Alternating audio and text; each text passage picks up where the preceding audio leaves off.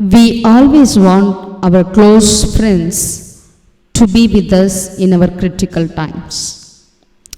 हम हमेशा चाहते हैं कि अपने जो क्लोज दोस्त हैं वे अपने साथ रहें। हमारे जीवन में जो मुख्य बातें होती है या कोई कठिन बातें होती है उस समय हम चाहते हैं वे हमारे संग रहें। ऐसी एक परिस्थिति था जब यीशु मसीह के जीवन में भी यीशु मसीह ने अपने साथ अवसर 3 चेलों को अपने साथ रखते थे। आज हम ये देखेंगे वे 3 कौन हैं और उन 3 मुख्य बात था जिस समय में वे प्रभु यीशु मसीह के साथ, सिर्फ वे 3 ही प्रभु यीशु के साथ थे।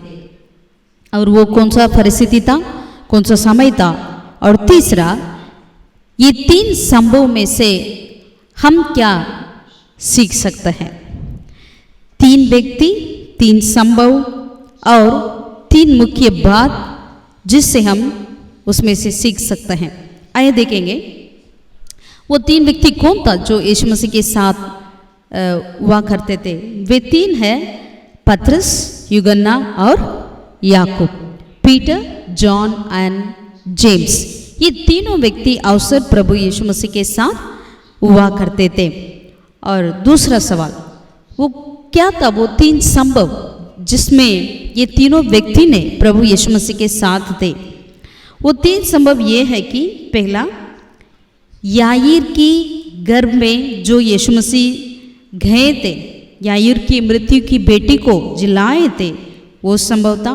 दूसरा, रूपांतर की पहाड़, जो रूपांतर की पहाड़ पर यीशु मसीह गए थे तो इन तीनों को लेकर गए थे। और तीसरा संभव, गेत्सेमनी वाटिका में जब प्रभु यीशु अपने अंतिम समय में जब यीशु मसीह को पकड़ने के लिए लोग आए थे, उससे पहले गेत्सेमनी वाटिका में प्रभु यीशु प्रार्थना करने के लिए गए थे, तो उन्होंने इन तीनों को और अपने साथ लेकर गए थे। सारे चेले थे लेकिन उसमें से इन तीनों को और चुनकर प्रभु यीशु अपने साथ रखकर वहाँ पर प्रार्थना करते हुए हम देख सकते हैं।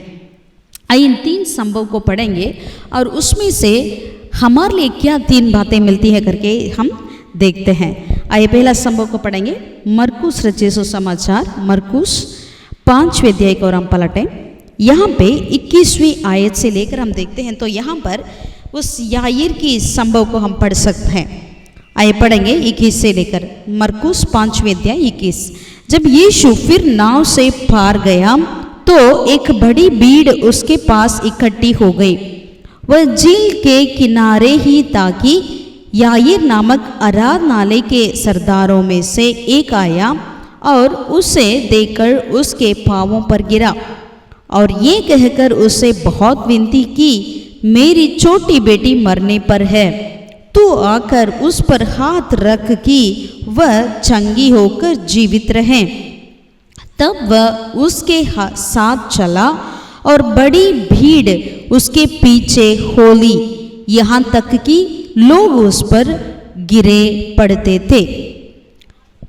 और उसके बाद 35वें वचन में वह यह कह ही रहा था कि आराधनालय के सरदार के घर से लोगों ने आकर कहा, तेरी बेटी तो मर गई, अब गुरु को क्यों दुख देता है।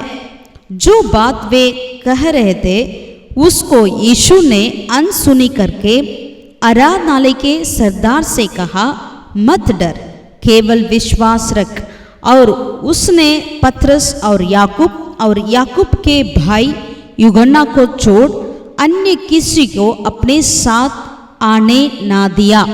आराधनालय के सरदार के घर में पहुंचकर उसने लोगों को बहुत रोते और चिल्लाते देखा। तब उसने भीतर जाकर उनसे कहा, तुम क्यों हल्ला मचाते और रोते हो?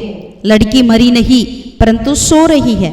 वे उसकी हंसी करने लगे, परंतु उसने सबको निकालकर लड़की के माता पिता और अपने साथियों के साथ भीतर जहाँ लड़की पड़ी थी गया और लड़की का हाथ पकड़कर उससे कहा, दलिता कूमी, जिसका अर्थ है, हे लड़की, मैं तुझसे कहता हूँ उठ।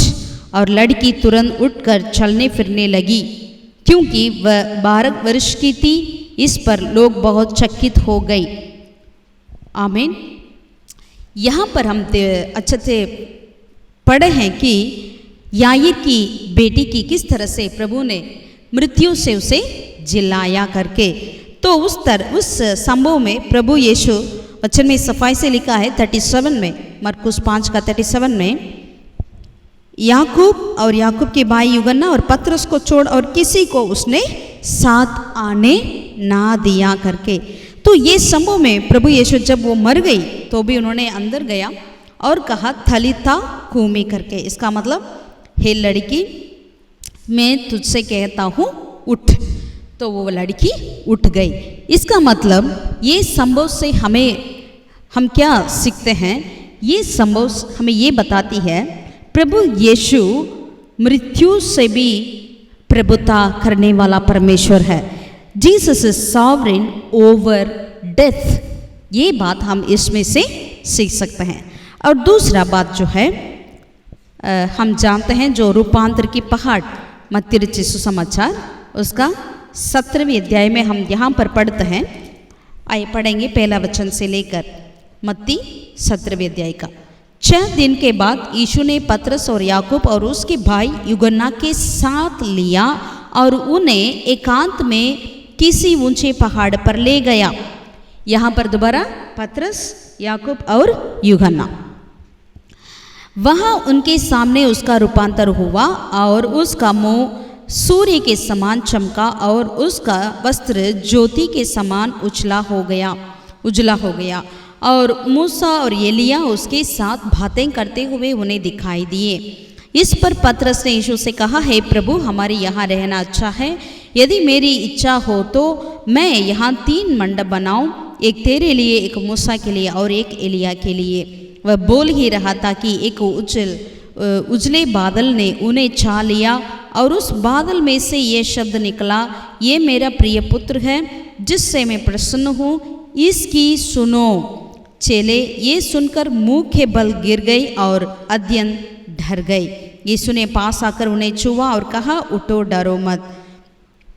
तो यहाँ पर इस दूसरा संभव में भी हम देखते हैं कि पतरस, यूहन्ना और याकूब को लेते हुए प्रभु यीशु उस रूपांतर की पहाड़ पर गए और यहाँ पर उनको जैसे उन्होंने रूपांतर हुआ तो मूसा और एलिया ने उन्हें इनके लिए दिखाई दिया करके हम देखते हैं और आवाज़ सुनाई दिया।